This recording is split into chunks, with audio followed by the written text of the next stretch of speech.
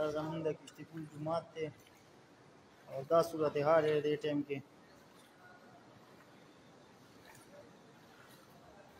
11 بجې